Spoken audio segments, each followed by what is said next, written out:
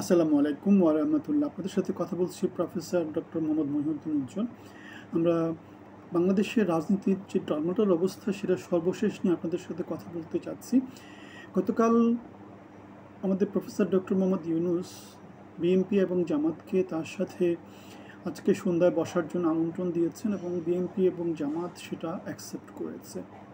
সুতরাং আজকে সন্ধ্যায় বিএনপি জামাতের সাথে প্রধান উপদেষ্টা ডক্টর মোহাম্মদ ইউনূস বসবেন। তিনি বৃহস্পতিবারে তার উপদেষ্টা পরিষদকে শনিবারের মধ্যে তাদের ডিসিশন জানানোর জন্য বলেছিলেন। আজকে এনএসসিতে পরিকল্পনা কমিশনে উপদেষ্টা পরিষদের একটা মিটিং ছিল। সেই মিটিংয়ে সচিবরা চলে যাওয়ার পরে তিনি তার উপদেষ্টাদের সাথে বৈঠকে মিলিত হয়েছেন এবং তাদের সিদ্ধান্তগুলো তিনি বৈঠকের জন্য রেডি করছেন। এদিকে বিএনপি তার পজিশন জানিয়ে দিয়েছে, সেনাবাহিনী তার পজিশন জানিয়ে দিয়েছে এবং দেশের আপামর জনসাধারণও মোটামুটি তাদের পজিশন জানিয়ে দিয়েছে। তারা নির্বাচন চায়, নির্বাচন দিয়ে তারা একটা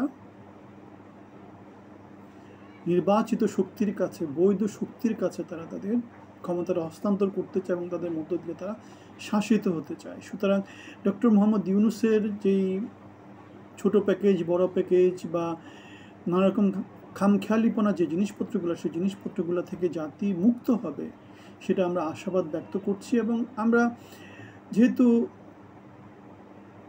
ডক্টর মোহাম্মদ ইউনূস জাতির উদ্দেশ্যে ভাষণের কথা বলেছিলেন, নানা রকমের কিছু বলেছিলেন, আমরা এখানে অন্য কিছু আনতে চাই না।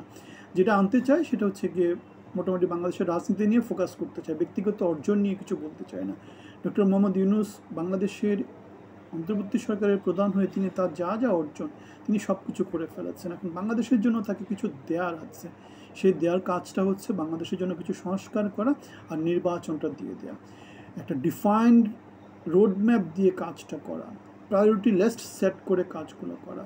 তিনি যেভাবে কাজগুলো করছেন, নিজের কাজগুলো ঠিকমতো হিসাব ধরে ধরে করছেন। এখন বাংলাদেশের জন্য তিনি খামখেয়ালি পূর্ণ কাজ করে যাচ্ছেন সেই ক্ষমতা গ্রহণের পর থেকে, এবং জিনিসপত্রগুলো খুবই দৃষ্টিকটু। এখন আজকে উপদেষ্টা পরিষদের সাথে মিটিং বা বিএনপি জামাতের সাথে মিটিং, আমরা আশা করব সেখানে জাতির জন্য গঠনমূলক এবং দিক নির্দেশনী একটা ডিফাইন রোড ম্যাপ তিনি বাংলাদেশকে দেখাবেন। তিনি বাংলাদেশের সংস্কারের জন্য যে কমিশনগুলো করেছেন সেগুলোর যে জিনিসপত্রগুলো খুবই ভাইটাল বাংলাদেশের ভবিষ্যতের জন্য, সেই জিনিসপত্রগুলো তিনি অ্যাক্টিভেট করার জন্যে রাজনৈতিক দলগুলোর সাথে এঙ্গেজ হবেন। আমরা এই কথাগুলো বলে আসছি সেই 9-10 মাস আগে থেকে বলছি যে যেখানে তার রাজনৈতিক দলগুলোর সাথে প্রতিনিয়ত এঙ্গেজ হওয়ার কথা সেখানে তাদেরকে তিনি অ্যাভয়েড করছেন। বিএনপি গত 5-6 দিন ধরে প্রধান উপদেষ্টার সাথে মিটিং করার জন্য সময় পায়নি, তাদেরকে সময় দিচ্ছিল না, জুলাই রাখছিল এবং তার পরিপ্রেক্ষিতে এই সমস্যাটা তৈরি হয়েছে।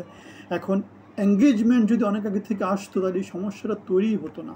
এখন আমরা যেটা দেখতে পাই সেটা হচ্ছে কি ডক্টর মোহাম্মদ ইউনূসের উপদেষ্টা পরিষদ বা তাদের মধ্যে একটা ডাক গুড়গুড় আছে, অসাধু উদ্দেশ্য আছে। সেজন্যই তারা রাজনৈতিক দলগুলোকে দূরে রাখতেছে, প্রতিপক্ষ ভাবছে এবং নিজেরা মোটামুটি একটা চক্রান্ত করে একটা কুচক্রী মহলের অসৎ উদ্দেশ্যের মধ্য দিয়ে তারা তাদের কার্য হাসিল করার নানা রকম কার্যক্রম পরিচালনা করছে। সুতরাং বাংলাদেশের জন্য আগামী 24 ঘন্টা অনেক ভাইটাল। আমাদের প্রফেসর ডক্টর মোহাম্মদ ইউনূস, আমরা আশা 90% নিশ্চিত যে প্রফেসর ডক্টর মোহাম্মদ ইউনূস তার ক্ষমতা ছাড়ছেন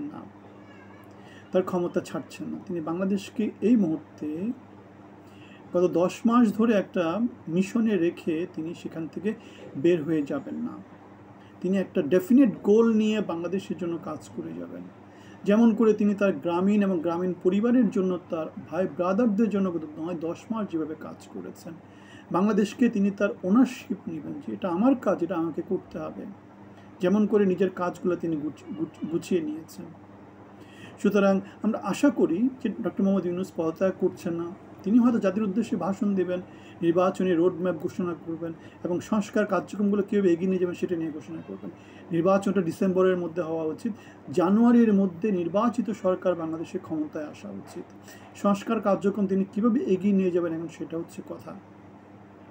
রাজনৈতিক দলগুলোর সাথে বসে ঐক্যমতের ভিত্তিতে সেই কাজগুলো প্রায়োরিটি সেট করে সেটা ঠিক করতে হবে। আমরা একটা ব্যানারে কাজ করি, সেটা হচ্ছে মানবিক বাংলাদেশ, জনগণের বাংলাদেশ, যেখানে বাংলাদেশের জনগণ, আমি আপনি, আমাদের কথা থাকে। আমরা জুলাই অভ্যুত্থানে অংশগ্রহণ করেছিলাম, আমরা বিএনপির 17 বছরের গণতান্ত্রিক আন্দোলনে পার্টিসিপেট করেছিলাম। সুতরাং আমাদের সাথে আপনারা অংশী হতে পারেন।